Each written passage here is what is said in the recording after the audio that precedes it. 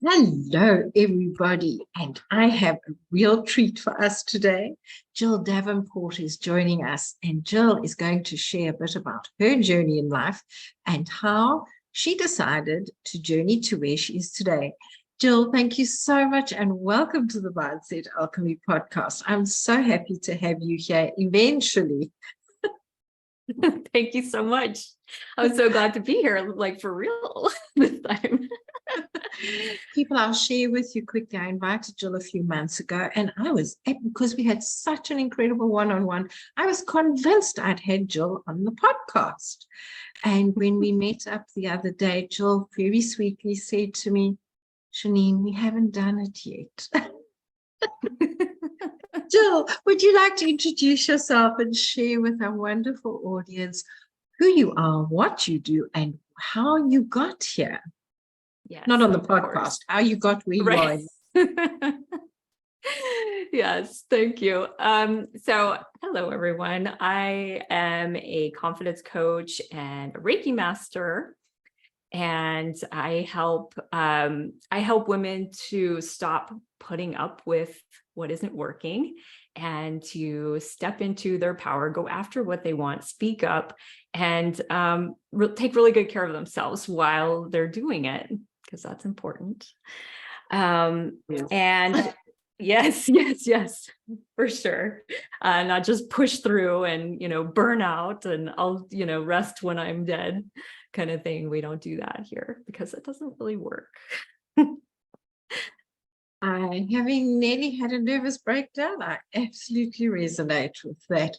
Jill, what happened in your life that brought you here to understand these really deep things that society actually frowns on? Society is very much keep moving, keep moving. How did you get to this point, and what invited you to help others with it? Yeah, I guess a lot of things happened. I would always push through myself for a long time. I would, in a previous life, I was an actor, and I would, anytime I would go to the movies, I would be sitting in the movie theater and I would be thinking, I shouldn't be watching this movie. I should be at home working on my career. And so I can never enjoy myself when I wasn't working. And then when I was working, I was tired, and it was just this ongoing voice of like never enough, and so I quit acting after a long time, and it felt really good to let that go. But then I started another business as a healing practitioner. And I had, my own business. So of course there's always more you can do.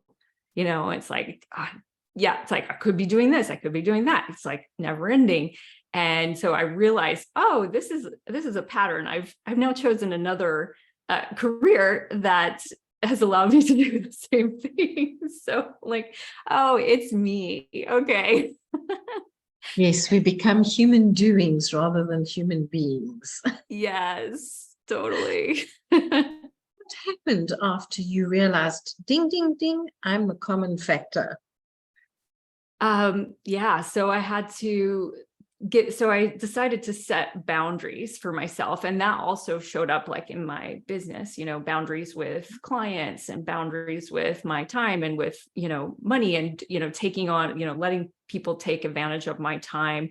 Because when I first started, I just wanted to serve. And I would have people come in and just like go way over time. And I allowed it, because they just want to get everything they can out of me.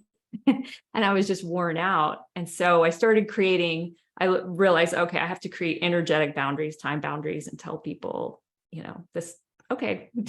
find a nice way to end things and stuff like that. So I had to learn that for my business. And then I started creating boundaries for myself at a time, like this is when I work and this is when I'm off. And the time that I'm off and I'm relaxing is just as important as when I'm working, because it's like recharging my batteries. Mm-hmm. So I started practicing that for myself, and my clients as well would, I got a lot of people that were similar to me that were like, go, because of course there's a lot of us, most people that were programmed. We are. Yeah. So then I started helping them with that too, like you have to rest, resting is a thing like that, like when you're really tired and you're laying on the couch or you're watching TV and you're feeling guilty about it, that's not rest, because your mind is feeling guilty, and then you never have rest. And then it's like you're working, and when you're not working, you're also feeling bad about yourself. So creating that space and being like, rest is a good thing. That's really important. So, yeah, that's. I love that you bring up that bit about lying on the couch and feeling guilty. So many times I've seen it, because we push off what we know is important, then we go and rest, in inverted commas, and we haven't fulfilled what we feel we would like to fulfill. What did you do to get done what was required, so that when you were on the couch, you knew there actually wasn't anything at that point in time that you could do?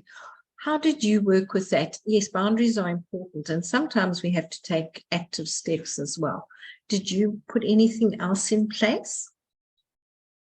So sometimes, so now I feel like it's just a feeling. Like if I'm stuck, it's really like if I push, nothing happens. I just get frustrated. And it's like just it's like just forcing against the resistance doesn't help. And so I have to take a break. I have to say, okay, I need to take a break, and this is going to help. It's like when you have a necklace and you're trying to untangle it, and if you pull it, you're never going to get it untangled. But if you have to loosen it, you have to loosen up that resistance, and then you can gently start to pull it apart and get it untangled. Oh, yes, I tangle my wool. I'm currently knitting a jersey with 4 balls of wool. So I really resonate when they wind around each other, Yeah. like they've got to sort out which one's which. That is such a great analogy, because resistance shows us where ego is coming into place. How did you work through that? What did you do? And how do you help your clients work through that? It's, so let's see, how do I work through the ego? I guess it's just realizing that, like, just kind of stepping out of it, being like, okay, it's the awareness, it's the mindfulness. And I work a lot with mindfulness with my clients, because it's everything to just be able to see what's going on. And it's just take a step back out of the scene and say, okay, this is what's happening. I see myself doing this, and it takes practice, it's not going to happen the first or third time. You're going to get, and I still get tangled up, and you just go, okay, what am I feeling? And it's the body awareness too, like feeling that tension in the body, because the body always tells us what's going on. So tapping into that body awareness, tapping into like, okay, I get it. And then you start to learn the patterns and say, oh, okay, I see what's happening. This is a pattern that happens. I do this.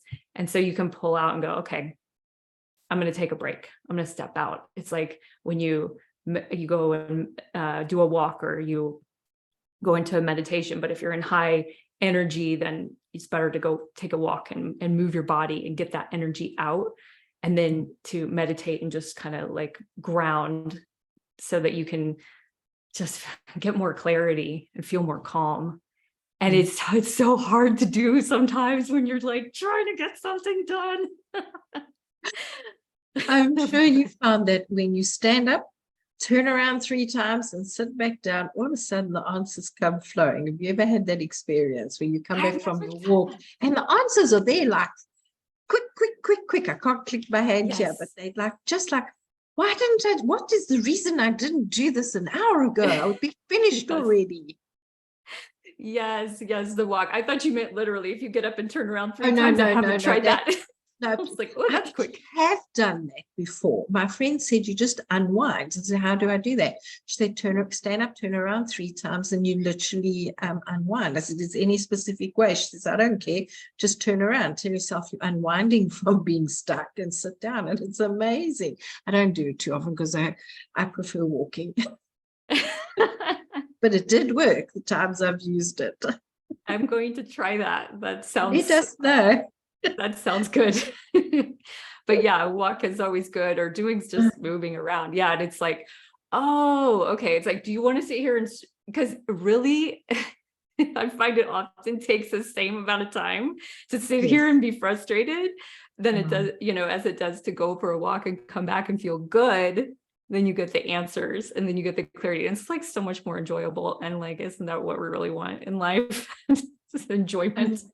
I really wish we could teach this at school, that if a child is frustrated, let them get up, run outside and come back, because that would help us all. Yeah, I definitely have seen that. It's leave it, change your perspective and come back.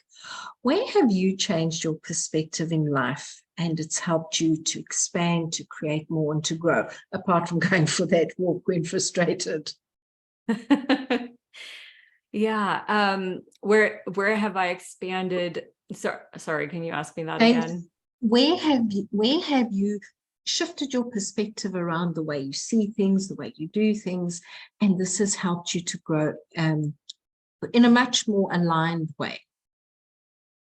Yeah. So I'll bring up a more current thing. It's so realizing that like whatever, like our brain is always telling us lies. Our brain is always, it's like anytime you step into a new thing that you're doing, it's like, oh, I feel so good about this. And then like a day or two later, the brain's like, are you sure you're really cut out for this? Yes. So just knowing that that's the trick of the brain. It's not mean. It just wants to keep us safe and keep us sane, because it's dangerous to change and step into a new expanded version of yourself in our brains minds, because it's like, Yeah. the survival. But yeah, just seeing that, oh, okay, this is my brain. This is just what my brain has to offer every time. And I'll give an example of a client that I had, for instance. She was doing something for 18 years in this job, and she got a promotion into another job that's like treating her much better and everything. And it's a different role, but the same things. And she's like having so much, what's it called? I can't think of the word. It's imposter syndrome.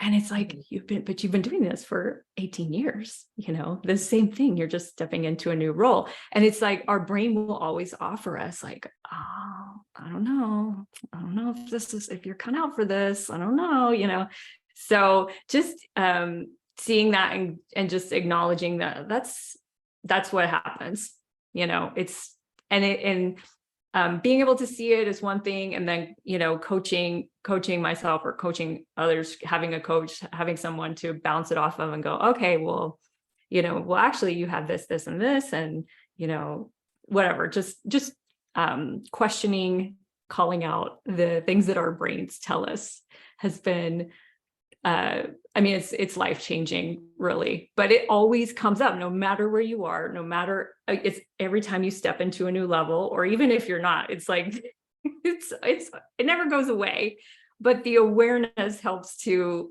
make it a little bit, you can register what's going on. I must say, I have found in my life it makes a huge difference. Is that where confidence comes in, that we're creating that awareness? What would you say about that?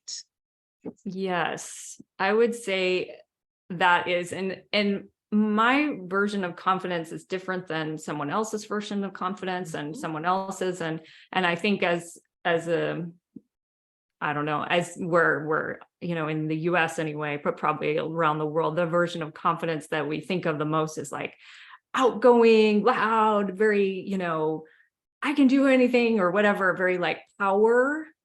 But there's also this, and I work with a lot of people like this, it's a more like calm confidence. It's just like an assurance of yourself. You don't have to be loud. You don't have to be an extrovert. But it's just like this feeling good about being who you are and showing up authentically as yourself and as your, unique weirdness or whatever you thought was bad. And now it's like, oh, this is actually really cool. this thing that I have that's different than other people, or, I think differently, I dress differently, I choose a different lifestyle than other people. And that's okay. And that's really like finding that the beauty of that, and like the strength of that. So, and then the awareness that our brain will tell us, things. What are you doing? Yeah. That's that very loud whisper in the background, rather than the softer whisper of our soul. Definitely. In my experience, I've seen as people build competence, they build confidence. And as you so rightly say, as they build awareness, they, along with the competence, it comes more into confidence.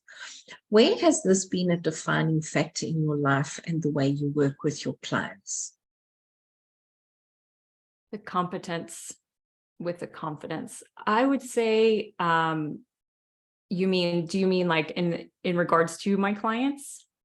As you've worked with your clients, to give you an example, I find I'll get landed with something, I'll do the inner work, and all of a sudden it starts cropping up in my clients' lives. And because I've had the experience of doing the inner work with myself, I'm more easily able to recognize what's happening. And I know when we spoke last time, you had a very good read on being able to do that sort of thing with your clients. Where did you develop that skill, that competence, and how did it help you with your confidence? Yeah. So I guess, I don't remember what we talked about last time, but I have a good memory, I'm blessed. No, we all have good memories. Some of us have better recall for certain things. Yes. So I would say, it's a lot of times what, just something that I have just cleared up, or just, like a while back. Sometimes it'll be stuff I cleared up a long time ago, and that's cool too. But like, it's like, oh, okay, this is now showing up in my clients, because they tend to come up as, like latent mirrors, and they also do things, are going through things that I'm not going through or haven't recently gone through, but it's, so it's fun when it's like, okay, I did this, and I can tell you for sure, like, this works, but finding their own way to do that, and questioning, like, especially around, boundaries is like, and boundaries are there's always new boundaries to set. Unfortunately, it's like, it moves. We're growing. We all growing. We're expanding our comfort zones. Yes. And this is what people don't understand is we, rather than step out of the comfort zone, we expand that comfort zone. So as you so rightly say, we get to put in new boundaries because we've changed the border line. Yes. And with that, and then like, showing up imperfectly, that is another one that's always like you're pushing the boundaries. There's always, because it's the brain again. But I don't know if I answered your question or not, but you did. Okay. Well, you did for me. I don't know if you answered it for the audience, and they can get hold of you and ask them themselves. Jill, what do you see is a common theme in your clients that has helped you to grow and move forward? A common theme in my clients, I would say, is they're kind of wanting to move into, a lot of them are, pretty much all of them are very like into their business, into wanting to have their business or career be a big place of pride in their life, or a place of purpose in their life, so and that's true for me too. Like, I think I attract those kind of people, and I love talking about, business and career and stuff like that, because I've always wanted to have my own business, and I've always just had that mindset. And so it's always been really exciting to talk about business, even when I was working in other people's business, like, how can we grow this, and so that has I keep getting off track. I have ADHD. So you talk, what I find when you go off track, it's because somebody is asking to hear it. So follow the flow, because there's people out there waiting for the answer that they've asked a question to. Okay. And Yeah. that's why on this podcast, I hold space for what you are going to bring forward for somebody who doesn't know they've asked that question. Yeah. Okay. So let's see. I usually like to write questions down so I can refer back to it because I'll get going and I'm like, woo. Good. Keep going. I'm fascinated. I'm mostly a listener. Anyway, oh yeah, okay. So the business. So I would say that the common thread with them is that they're in a career or a business that they have been doing and they've been pretty successful at it, but they feel like it's not really what I want to be doing, or they're tired of it. They're ready to close the doors, or it was what they thought they should do, but it's not really what they wanted to do. So they're wanting to shift into something that gives them more purpose and fulfillment. And they are not really sure what it is. They're kind of, or they're afraid that whatever it is, they're not going to make money at it. Wow. But yeah, so they don't even give themselves a chance to try it before they meet me, so before we work together. And then it's like, okay, well, how can you dip your toes in this and see if it's something that you really want to do, and there's always ways to make money. And I think just by doing it, it opens up other doors. And maybe the thing that they step into or that they're trying isn't the thing that they end up doing, but it's a stepping stone into that. And it's like, if you're trying to see something around the corner, you can't see it until you get to that corner. So you have to move forward to the corner so that, oh, there's this other thing that's related to this thing that I wasn't willing to try for so long. And now I've tried it. And here I am doing this other thing I didn't even think was possible. It's beautiful. That is amazing.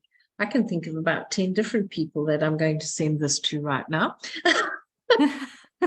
Just for that answer. Where did you find in your life you were the most blocked, and what did you do to overcome it so that you could be of more, not importance, more help, more assistance to your clients? Where did you feel you had blocks that once you released them, you were able to help your clients better? Let me think. Where did I have blocks that I was able? I guess it was, I think it was about overconfidence, being like, oh, I don't want to do anything wrong. That's, I don't want to cause, anything to go wrong. I don't want to do the wrong thing.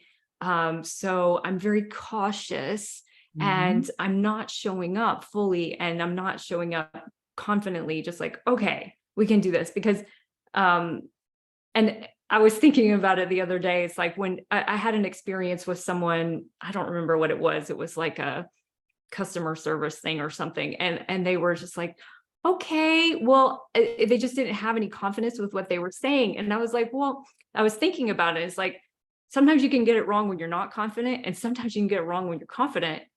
It's just like not being sure is not going to make it better when it doesn't work. So it's like, if you show up like, okay, I got this, don't worry, then it makes people feel more at ease.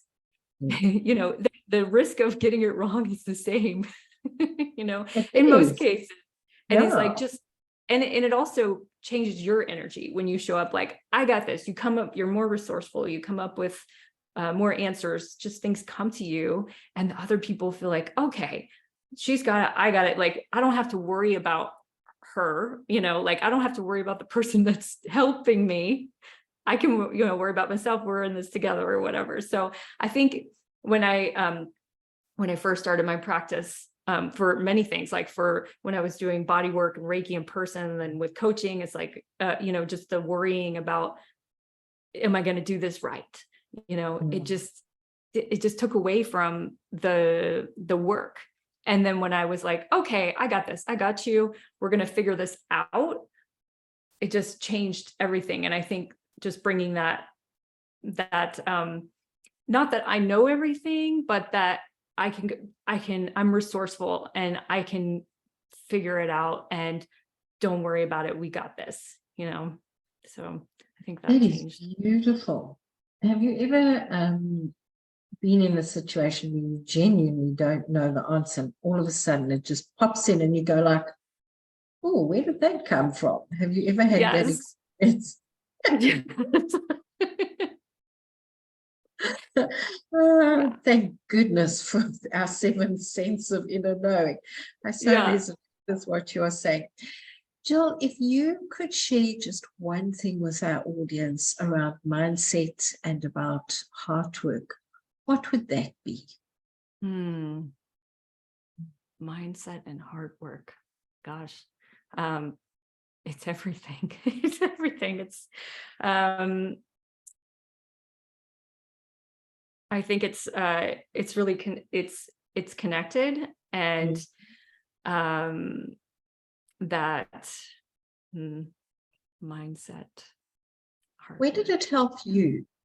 Speak Okay. from your own experience, because you have such a beautiful, compassionate heart. How has that helped you with your work, with your life? Oh, thank you. Well, I think it has helped me to really show up in a way that's like, I know that my heart is in the right place, and I know that I will make things right. Like, it's like, if anything happens, like, I know that I will make things right, and that my heart is guiding me, and I'm here to help. And just like, the more that I can tap into my heart, especially like when I'm working with clients, and have this deep compassion for them, and really like, it helps me to see all of their potential, and all of their, like, everything that they want is possible. And it helps them to see that too, because I believe in them, and I can see it, and I can feel it, and helping them to tap into that, like, yeah, I'm freaking powerful. Like, whatever I desire is possible for me. And also just out in the world, connecting to people and having deep compassion for people and their stories, and why they do things, and it takes away the othering of like, that person's over here, I'm over there, and they're this, they're that. It's like, oh, we're all just humans having a human experience. We have different backgrounds, we have different things that have happened to us in our lives, and it's like, it just opens up. Like, I can feel my heart expanding now just talking about it. So it's like, it's so good to be in that heart space. Thank you for asking that. You are so welcome, because I know your heart is definitely in the right place, and it holds space for a lot of people. We've come to the end of our time together, and I just really want to thank you for making space in your life for us, and for joining us tonight. Thank you so much for being here, and thank you for being yourself. Oh, thank you. My pleasure. Thank you so much for having me. Oh, you're so welcome. Well, people, please go and look up Jill's LinkedIn and all of her, where you can find her in the show notes. And we'll be back next week. Have a great one. Until then, bye-bye.